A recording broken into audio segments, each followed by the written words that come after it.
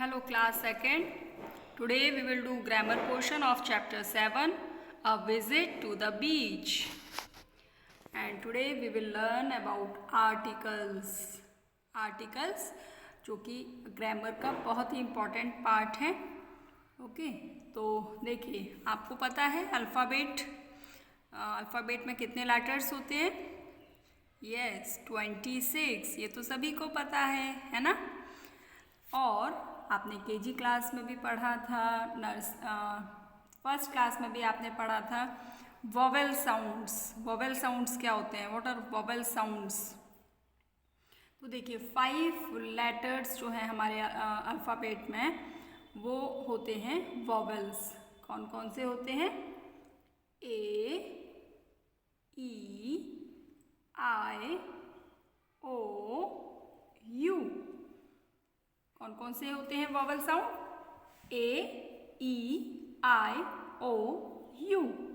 5 fingers होते हैं. 5 fingers के साथ आप ये वोवेल्स लर्न करेंगे. 5 वोवेल्स होते हैं, 5 फिंगर्स होते हैं, है ना. ए, E, I, O, you. Okay तो देखिए हमारे 26 जो लेटर्स होते हैं उसमें से 5 लेटर्स जो हैं ये होते हैं वोवेल्स. और हमारे रिमेनिंग लेटर्स कितने हुए? 21 लेटर्स. और वो जो 21 लेटर्स होते हैं वो होते हैं कॉन्सोनेंट. Consonant clear? तो अगर आपको ये चीज़ क्लियर होती है तो आप ए और एन का यूज़ अच्छे से कर सकते हैं. ओके तो देखिए जो हमारे जो आर्टिकल्स होते हैं उनमें ए और an, where we use a और an with singular noun. Articles हमेशा हम नाउन के साथ यूज़ करते हैं. सिंगुलर नाउन के साथ ए एंड एन यूज़ किया जाता है. दोनों ही सिंगुलर नाउन के लिए यूज़ होते हैं. लेकिन ए आपके कॉन्सोनेंट जो साउंड्स होते हैं, मीन्स वो वर्ड्स जो कॉन्सोनेंट साउंड्स के साथ स्टार्ट होते हैं उनसे पहले हम यूज़ करते हैं ए. और वो वर्ड्स जिनके स्टार्टिंग का फर्स्ट लेटर वोवेल साउंड का होता है उनसे पहले हम लगाते हैं an. A an an. Okay तो स्टार्ट करते हैं. देखिए we use a before words starting with consonant sounds. तो हम ए यूज़ करते हैं जो वर्ड्स किसके साथ स्टार्ट होते हैं? कॉन्सोनेंट साउंड्स के साथ. And we use an before words starting with vowel sound. Clear? तो देखिए यहाँ पर आप करके देख सकते हैं इसको. ये देखिए आपको यहाँ पर दिए हुए हैं कुछ वर्ड्स दिए हुए हैं. एक्सरसाइज ए, राइट ए और an in the blanks and one has been done for you. तो यहाँ पर आपको वर्ड्स देखिए. First is beach, BEACH, beach. And first letter of beach is B and B is what? Consonant. तो consonant से पहले हम क्या यूज़ करेंगे? ए, है ना. तो a beach, a beach. Okay next number 2 sand pile. तो सैंड पाइल के लिए फर्स्ट लेटर आप देखेंगे SAND सैंड. तो सैंड का फर्स्ट लेटर आप देख रहे हैं, this is also a consonant. तो कॉन्सोनेंट के पहले हम यहाँ पर क्या यूज़ करेंगे? ए. ओके नेक्स्ट देखिए आप, नेक्स्ट है हमारा वुमेन. वुमेन. वुमेन में भी फर्स्ट लेटर देखिए WOMAN, वुमेन. और वुमेन का W है कॉन्सोनेंट. तो इससे पहले भी आपका जो आर्टिकल आएगा वो होगा ए. क्लियर? नेक्स्ट देखिए number 4 eggshell. Eggshell, EGGSHELL, eggshell. और एगशेल का फर्स्ट लेटर जो एक्चुअल वर्ड है उसका first letter is what? Vowel sound, है ना. देखिए आपके 5 जो वोवेल्स हैं A, E, I, O, you, उनमें से एक है ई. तो अगर ई है तो हमारा वोवेल साउंड हो गया, है ना। और वोवेल साउंड से पहले हम क्या लगाते हैं, एन, AN, एन। नेक्स्ट देखिए number 5, dash animal, dash animal, animal ANIMAL, animal.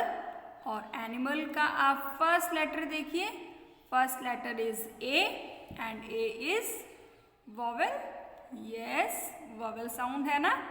देखिए AEIOU, तो हमारे 5 वोवेल्स में से एक है, तो हम क्या करेंगे, इसको लिखेंगे ANN।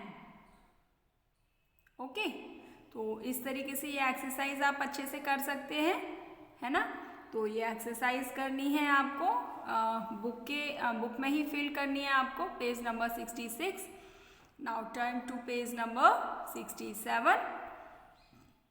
Okay, on page number 67 a conversation between mom and her kid is given. तो देखिए यहाँ पर आपको दिया हुआ है, what this child is saying, Mummy, it is raining. I will need an umbrella and a raincoat to walk to school. Mummy, ये तो बारिश हो रही है और मुझे क्या चाहिए होगा, एक अम्ब्रेला और एक रेनकोट स्कूल जाने के लिए, है ना। तो यहाँ पर देखिए ये बात कर रहे हैं किसकी, बारिश हो रही है और इन्हें 2 चीज़ चाहिए, अम्ब्रेला और रेनकोट, क्योंकि अब ये बात हो चुकी है। एंड यहाँ पर देखिए mama, you can use the umbrella and the raincoat Aparna aunty gave you. अब देखिए यहाँ पर आपने देखा, यहाँ पर जो बॉय है उसने यूज़ किया अम्ब्रेला से पहले एन और रेनकोट से पहले अ, लेकिन यहाँ पर जो मॉम है, मॉम क्या यूज़ कर रहे हैं, रेनकोट से पहले द और अम्ब्रेला से पहले भी दी यूज़ कर रहे हैं। क्यों, क्योंकि यहाँ पर जिस अम्ब्रेला और रेनकोट की बात हो रही है वो दोनों को ही पहले से ही उसके बारे में वो जानते हैं, है ना। तो यहाँ पर जो मॉम है वो बोलती है you can use the umbrella, आप उस अम्ब्रेला को यूज़ कर सकते हो। कौन से अम्ब्रेला को, जो अपर्णा आंटी ने आपको दिया था, यानी कि मॉम को पता है कि इनको भी उस वाले रेनकोट के बारे में पता है और अम्ब्रेला के बारे में पता है। So you can use the umbrella and the raincoat Aparna aunty gave you. तो देखिए हम कहाँ कहाँ पर द यूज़ कर सकते हैं। We use the to talk about a particular person और thing that we already know about.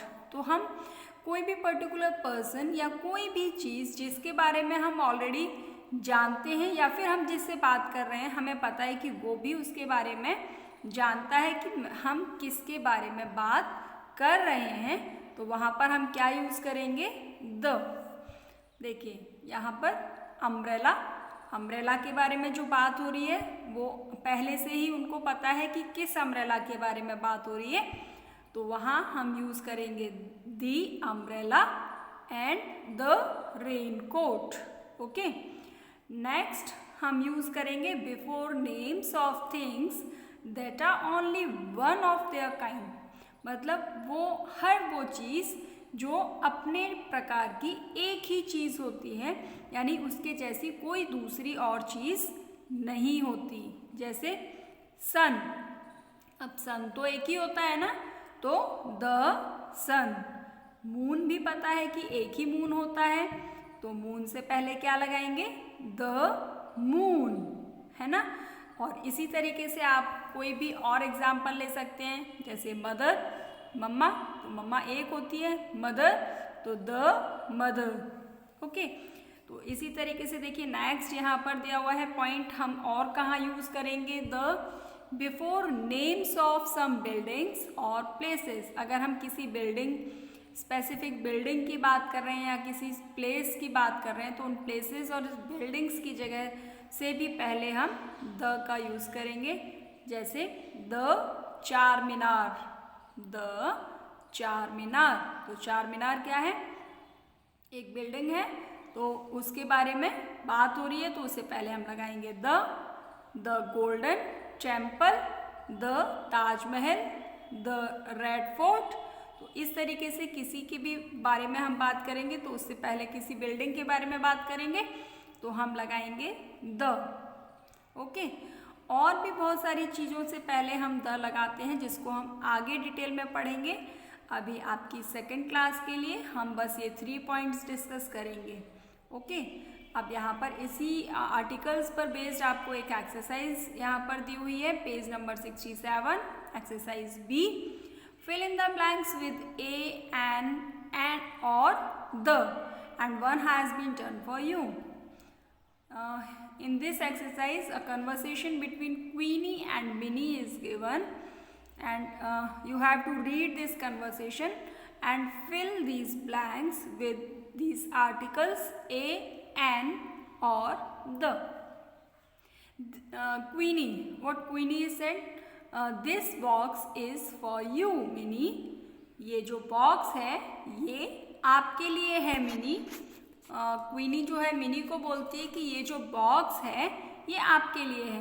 Then what Mini replied, thank you, है ना। कोई आपको कोई चीज़ देता है तो आप बोलते हैं ना थैंक यू, तो मिनी भी बोलती है कि thank you. What is in this box, what is in the box. अब यहाँ पर देखिए द दिया हुआ है, क्यों? क्योंकि बॉक्स के बारे में पहले ही बात हो चुकी है कि ये जो बॉक्स है ये आपका है। तो अब दोबारा से उस बॉक्स की बात हो रही है, तो अंडरस्टूड है कि किस बॉक्स की बात हो रही है ना।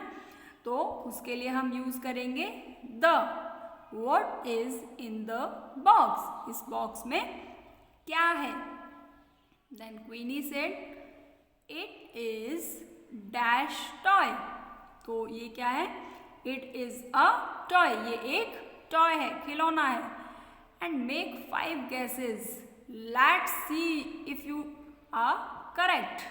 तो चलिए 5 आप जो है गैसेस लगाओ, let's see if you are correct. चलो देखते हैं क्या आप सही हो या नहीं हो।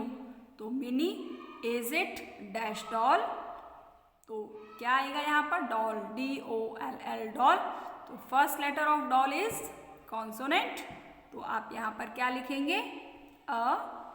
It is it a doll, क्या ये डॉल है? और अ ट्रेन, या फिर ट्रेन है। क्वीनी, मेक अनदर गैस मिनी। तो क्वीनी बोलती है नहीं, कुछ और आइडिया, आप कुछ और गैस लगाओ मिनी। देन अगेन मिनी बोलती है, mini says it is dash elephant, dash elephant. अब एलिफेंट को देखिए आप, एलिफेंट का फर्स्ट लेटर क्या है? वोवेल।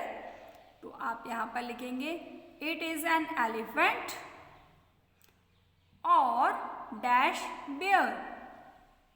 तो बेयर का फर्स्ट लेटर आप देख रहे हैं बी, तो यहाँ पर आप लगाएंगे ए। इसी तरीके से आपको ये आर्टिकल्स को यूज करते हुए एक्सरसाइज आपको फिल करनी है अपनी बुक में, जो पेज नंबर 67 पर आप देख रहे हैं। ओके, नेक्स्ट इसके साथ आपको शीट मिलेगी, वो शीट आपको करनी है अपनी ग्रामर नोटबुक में। ओके, चलिए in next class we will do listening, speaking and writing skills of this chapter. Till then, bye bye.